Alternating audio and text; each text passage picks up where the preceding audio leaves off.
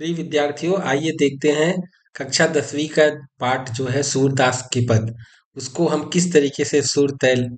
ताल के साथ गाएंगे। आइए इसका अभ्यास करते हैं। तो पहला पद है, उधो तुम हो अति बड़े भागी, हे उधो तुम हो अति बड़े भागी, अपरस रहत स्नेह तगाते, नाहिन मन अनुरागी, हे उधो तुम हो अति बड़े भागी, पुरई निपात रहत जल भीतर, तारस देहन दागी, हे उधो तुम हो अति बड़े भागी, जो जल माह तेल की गागरी, बूंद न ताको लागी, हे उधो तुम हो अति बड़े भागी, प्रीति नदी में पाँव न बोर्यो, दृष्टि न रूप परागी, हे उधो तुम हो अति बड़े भागी, सूरदास अब लाहम भोरी, गुर चाटी जो पागी, हे उधो तुम हो अति बड़े भागी। तो इसका अगर अर्थ है, मतलब मोटा मोटा अगर बताएं, तो गोपियां उद्धव को ताना देते हुए कहती हैं कि हे उद्धव, तुम अत्यंत ही भाग्यशाली हो।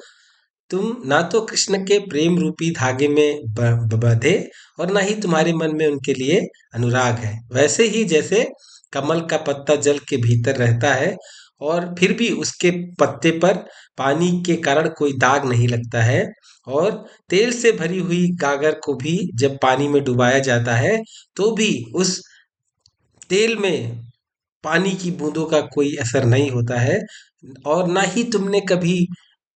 कृष्ण के प्रेम रूपी नदी में अपने पैरों को डुबोया, और ना ही तुम उनके सौंदर्य पर मुग्ध हुए। पर हम बिल्कुल अलग हैं, हम तो भोली भाली असहाय स्त्रियां हैं जो उनके प्रेम में गुड़ गुड़ चींटी की तरह लिपट गई हैं, अर्थात हम उनको छोड़ नहीं सकते।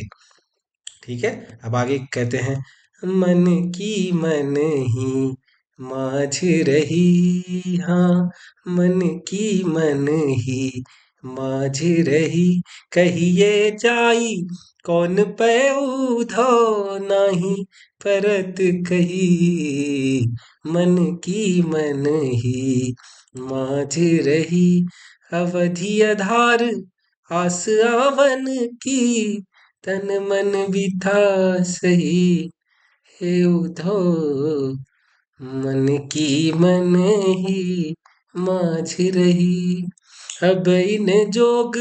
संदेशनी सुनी सुनी, बिरहनी बिरह दही, मन की मन ही माझ रही, चाहती हुती गुहारी जितही तय, उत तय धार बही, मन की मन ही माझ रही, सूरदास अब धीर धरहि क्यों मर जादा न लही, मन की मन ही माझ रही। तो इसमें गोपियां जो है उद्धव से कहती हैं कि जो हमारे मन की बातें थी वो हमारे मन के अंदर ही रह गई। अब हम उन बातों को किससे जाकर के कहें जो हम कृष्ण से कहना चाहते थे, और उनके आने के समय को ही आस बना करके हमने अपने तन मन की पीड़ा को सहा। लेकिन जो आप हमें योग संदेश सुना रहे हो, इससे हमारी जो विरह की ज्वाला थी उसमें वो घी का काम कर रहा है, अर्थात हमारी पीड़ा को और भी ज्यादा बढ़ा रहा है। और जिधर से हम क्या चाहते थे, कृष्ण हमें पुकारे, जिससे हमें क्या मिले, राहत मिले, उधर से तो आप योग की धारा बहा रहे हो। और गोपियां कहती हैं कि अब मर्यादा रखने की कोई, धैर्य धारण करने की कोई मर्यादा नहीं रह गई है। फिर अगली पंक्ति में क्या कहते हैं, अगले पद में, कि हमारे हरिहा रिल की लकड़ी, हमारे हरिहा रिल की लकड़ी, मन क्रम बचन नंद नंदन उर, यह दृढ़ करी पकड़ी, हमारे हरिहा रिल की लकड़ी, जागत सोवत स्वप्न दिवस निसी, कान्ह कान्ह जकरी हमारे हरिहा रिल की लकड़ी सुनत जोग लागत है सो जो करुई ककरी हमारे हरि हारिल की लकड़ी सूतो व्याधि हमको ले आए देखी सुनी न करी हमारे हरि हारिल की लकड़ी यह तो सूर तिनहि लै सौंपो जिनके मन चकरी हमारे हरि हारिल की लकड़ी। तो इस पद में गोपियां कहती हैं कि हमारे लिए कृष्ण हारिल पक्षी के लकड़ी की तरह है। जैसे हारिल पक्षी लकड़ी को अपने पंजों में दबाए रहता है और उसको नहीं छोड़ता है, वैसे ही हमने भी मन से, कर्म से, वचन से कृष्ण को अपने हृदय में बसा रखा है और दृढ़ता के साथ पकड़ रखा है। जागते हुए, सोते हुए, स्वप्न में, दिन में, रात में हम कान्हा कान्हा रटते हैं और आपके योग संदेश को सुन करके ऐसा लगता है जैसे मानो कड़वी ककड़ी हो। और जो आप योग रूपी बीमारी हमारे लिए लेकर आए हो, इसे ना तो हमने कभी देखा है और ना सुना है, ना कभी किया है। यह तो उन्हें ही सौंप दो जिनका मन चकरी की तरह चंचल है। हम तो एक निष्ठ रूप से कृष्ण से ही प्रेम करते हैं। आगे चौथे पद में गोपियां कहती हैं कि हरि है राज नीति पढ़ी आए समुझी बात कहत मधुकर के समाचार सब पाए हरि हैं राज नीति पढ़ी आए एक अति चतुर हुते पहिले ही अब गुरु ग्रंथ पढ़ाए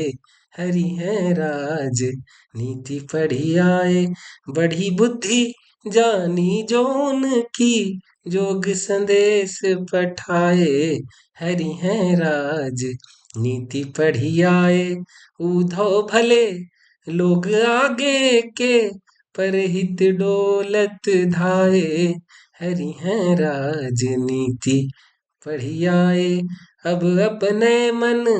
फेर पाई हैं चलत जूहते चुराए हरि हैं राज नीति पढ़ी आए ते क्यों अनीति करे आपुन जे और अनीति छुड़ाए हरि हैं राज नीति पढ़ी आए राज धर्म तो यह सुरूर जो प्रजा न जाहि सताए हरि हैं राज नीति पढ़ी आए। अब वो कृष्ण को उलाहना देते हुए उद्धव से शिकायत करती हैं कि कृष्ण ने अब राजनीति पढ़ ली है और हमें मालूम हो गया है कि वो सब बातें तुमको बता देते हैं और सारे समाचार तुमसे पा ही लेते हैं। ठीक है, एक तो वो पहले से ही चालाक है, अब उन्होंने राजनीति का ग्रंथों का भी अध्ययन कर लिया है। हम उन्हें बहुत समझदार समझ रहे हैं जो उन्होंने हमारे लिए योग संदेश भेजा है। उद्धव फिर वो कहती हैं कि उद्धव पहले के लोग अच्छे थे जो दूसरों की मदद के लिए भागने दौड़ने लग जाते थे। अब हम अपना मन उनसे फेर लेंगे जो उन्होंने यहाँ से जाते हुए चुरा लिया था। और वही अनीति क्यों कर रहे हैं जो दूसरों को अनीति करने से रोकते हैं। और राजा का धर्म तो यही होता है कि प्रजा को सताना नहीं चाहिए। तो आशा है आप पाठ को अच्छे तरीके से समझ गए होंगे। अगर आपको ये वीडियो अच्छा लगे तो इसे जरूर लाइक और मेरे चैनल को सब्सक्राइब करें। थैंक यू, मिलते हैं अगले वीडियो।